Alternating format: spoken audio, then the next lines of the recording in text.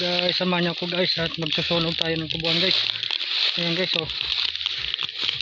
Susunog tayo ng tubuan guys, oh. Ayan. Susunogin natin sa taniman natin ulit.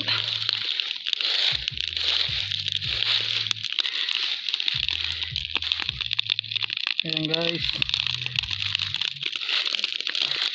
Medyo busy ako ngayon guys. Kasi ayan, mga ka-good vibes.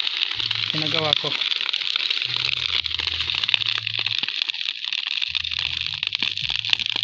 Grabe init mga ka-good vibes.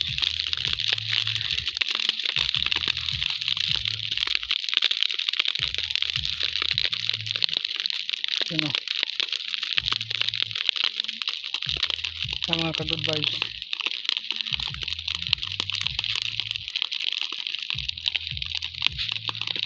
Para pag nasunog yung mga ka-good vibes ay malinis ulit.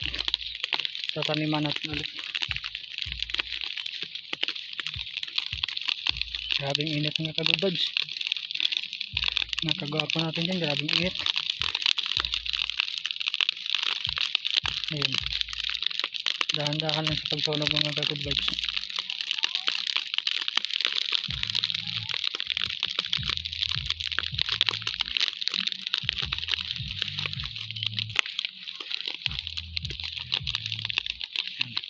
Dahan-dahan niya mga good vibes para hindi tayo mahirapan.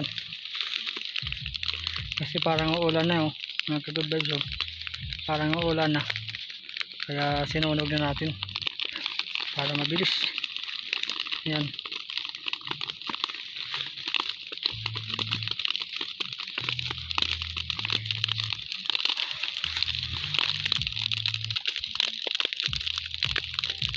Ayan mga ka-good vibes natin. Dito tayo sa tubuan mga ka-good vibes. Nagsusunog para mataniman ulit. Malawak na yun mga good vibes. Yan, malawak pa sa sunugin ko. Yan. Malawak pa yan mga ka-good vibes. Yan. Paikot pa yan. Kaya hindi basta-basta matapos.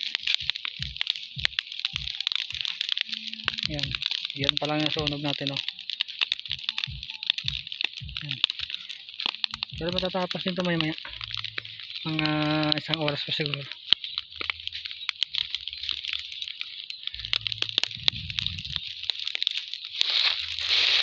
Ang init.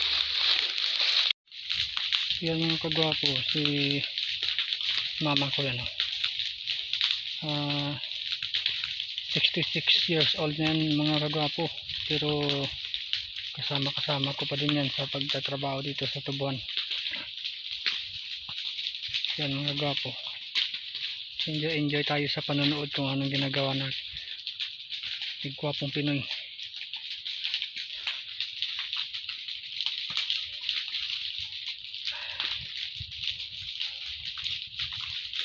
Yan. Yan yung mga kagwapo. 65 years old na yan. 66. Bali, may sakit pa yan mga kagwapo. Nagmi-maintenance ng gamot yan mga kagwapo. Pero tignan nyo. Trabahong tubuhan pa rin. Trabahong lupa pa rin ang inaatupag. Kasi pag hindi daw siya magtatrabaho, mas lalong hihina daw yung katawan niya, kaya ginagawa niya yan para hindi hihina yung katawan niya. Yan ang gagwapo, malawak yan ang gagwapo.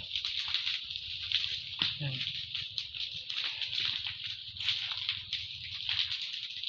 Meron pa dun, no? Malawak po. Yan yung kasama ko dito sa trabaho mga kagwapo. Dalawa lang kami kasi sa bahay.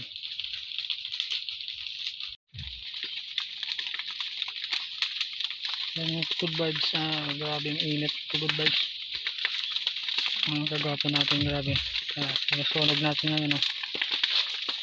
Nandito na tayo sa gilid kasi mainit masyado. halo yung init ng araw at yung init ng apoy. Yan, para at least nakikita nyo kung ano dapat gawin pag natubuhan ka. So anong diskarte mga kakagwapo natin dyan. Alam nyo kung bakit ginaganyan namin, kasi para masunog yung mga dahon na yan at maararo na ulit at mataniman sa taniman na yan ulit. Yan. Kaya sinusunog namin. Malawak pa yung mga kagapo.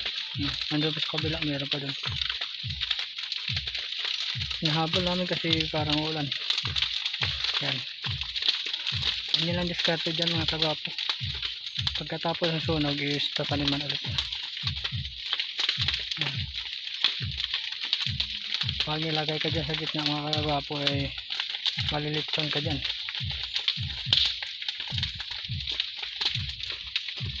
Sabing init mga kagapo. Mainit pa sa pagmamahal ng pagmamahal ng mga babaeng manloloko.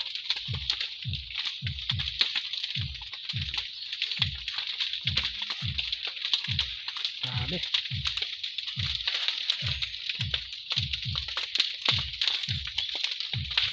sa mga kagwapo, bakanting lupa mga kagwapo, yan. Sayang, walang tanim. Nakukunan tayo ng 2 truck na tubo.